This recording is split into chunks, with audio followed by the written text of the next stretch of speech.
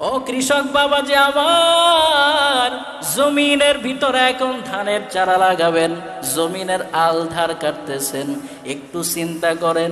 আল্লাহ কোরআনের সূরা ওয়াকিয়ার 63 নাম্বার আয়াতে বলেন, আফারাইতুম মা তাহরুসুন,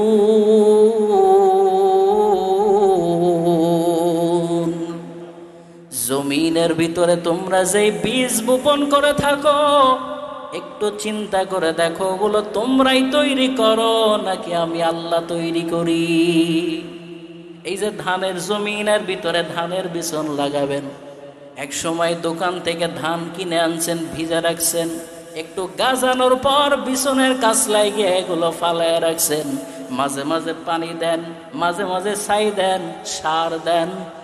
ওই জমিনের ভিতরে বিচনের কাছলার ভিতরে ধান অঙ্কুরোদম করে বিচন উৎপাদন করে বড় করতেছেন কে?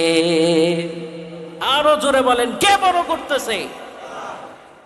এইটা দেখার পরে মুমিন যারা, তাদের ঈমান বৃদ্ধি পাবে। সুবহানাল্লাহ। এইটা আল্লাহর একটা কুদরত নয়? কুদরত কি না?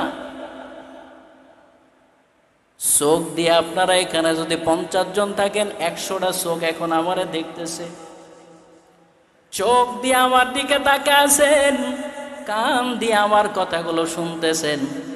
এই যে এখানে কথা বলতেছি, বক্সে যাইতেছে, সেখান থেকে কানে ঢুকতেছে। একটু চিন্তা করেন, কানের ভিতরে কথা যাইতেছে। কত মানুষ আছে চোখ দিয়ে দেখতে পারে না, কান দিয়ে শুনতেও পারে না।